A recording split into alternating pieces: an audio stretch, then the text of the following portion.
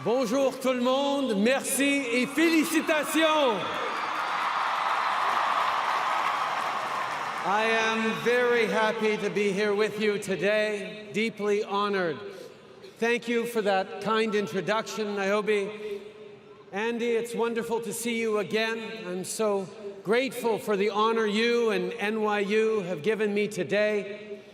Now, you may not know, but Andrew is an honorary Canadian and British Columbian because, like me, he studied at the University of British Columbia back in the day. It makes me proud that Canada was part of Andrew's formation, just as NYU has helped form so many amazing Canadians, including 2 members of my own staff.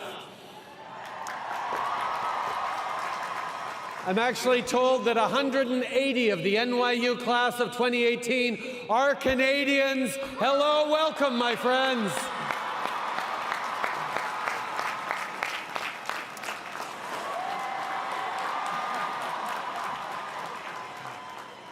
I have to say, to be here now, speaking with all of you, in Yankee Stadium, one of the greatest places in one of the greatest cities on earth, is more than a little humbling.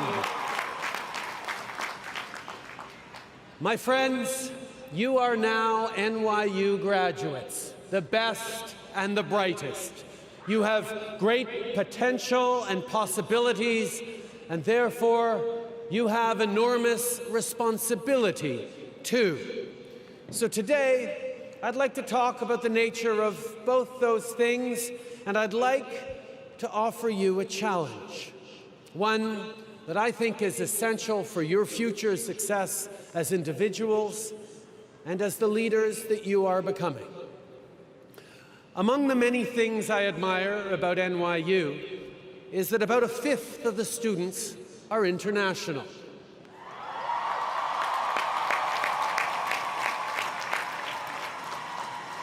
And a similar proportion are the very first in their families to go to college.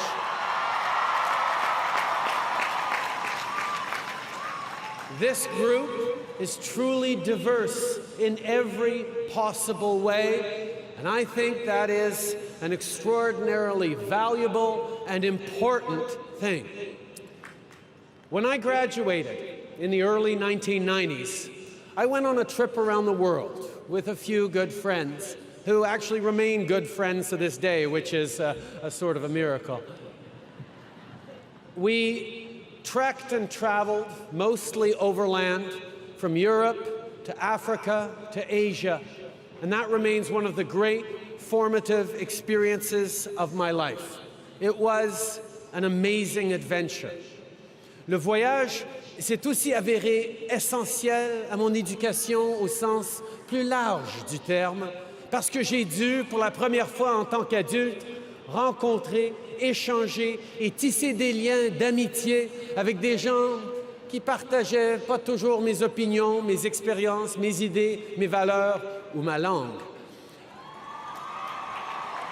It was also a really important contributor to my continued broader education because it forced me, really for the first time as an adult, to meet, engage, befriend people whose views and experiences, ideas, values, and language were very different from my own. See, when a kid from Montreal meets a Korean fisherman living in Mauritania, befriends a Russian veteran of their Afghan war, or a shopkeeper and his family living in Da Nang, interesting conversations always happen. Now, maybe some of you have talked about doing something like a great trip like that after graduation. But I'd be willing to bet one of the first things you heard was a warning. You can't do that in this day and age. It's not safe. But here's my question.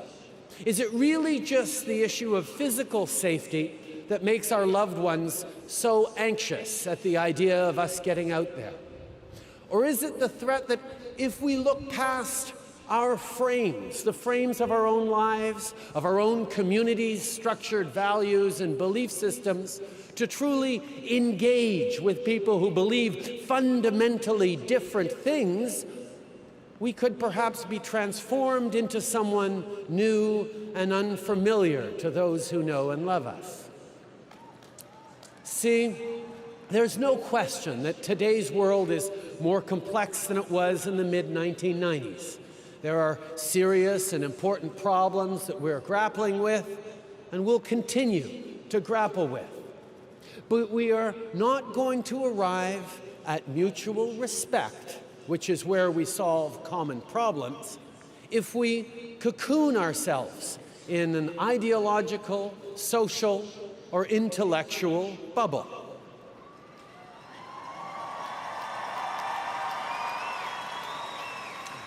Now, we can see it all around us. There's a peculiar fascination with dystopia in our culture today. You see it everywhere on film and TV. But the truth is that, on balance, we have the good fortune to live in a time of tremendous possibility and potential, a time when it is within our grasp to eliminate extreme poverty, to end terrible diseases like malaria and TB, and to offer a real chance at an education to everyone on this planet.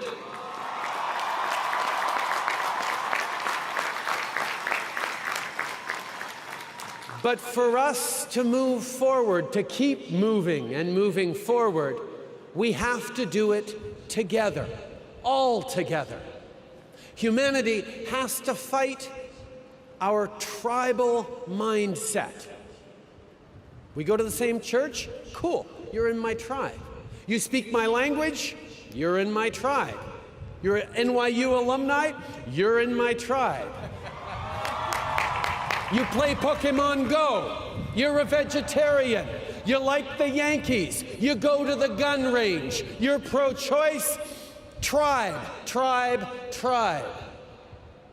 See, but of course, it's not the belonging part that is the real problem.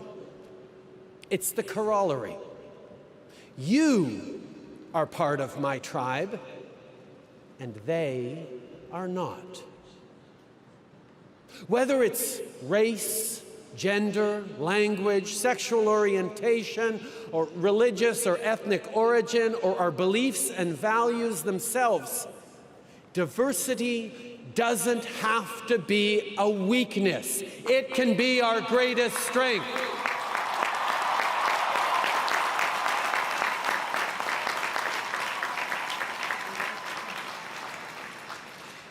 Now, often, people talk about striving for tolerance. Now, don't get me wrong, there are places in this world where a little more tolerance would go a long way. But if we're being honest, right here, right now, I think we can aim a little higher than mere tolerance. Think about it. Saying, I tolerate you, actually means something like, okay, I grudgingly admit that you have a right to exist, just don't get in my face about it, and no, don't date my sister. There's not a religion in the world that asks you to tolerate thy neighbor. So let's try for something a little more like acceptance, respect, friendship, and yes, even love.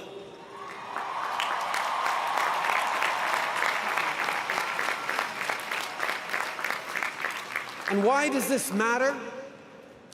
Because in our aspiration to relevance, in our love for our families, in our desire to contribute to make this world a better place, despite our differences, we are all the same.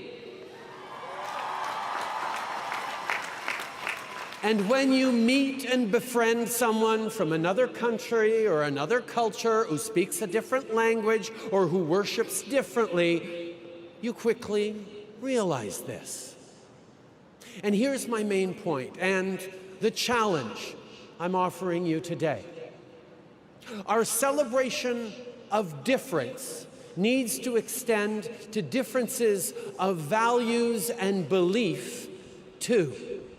Diversity includes political and cultural diversity. It includes a diversity of perspectives and approaches to solving problems. See, it's far too easy with social media shaping our interactions to engage only with people with whom we already agree, members of our tribe. Well, this world is and must be bigger than that.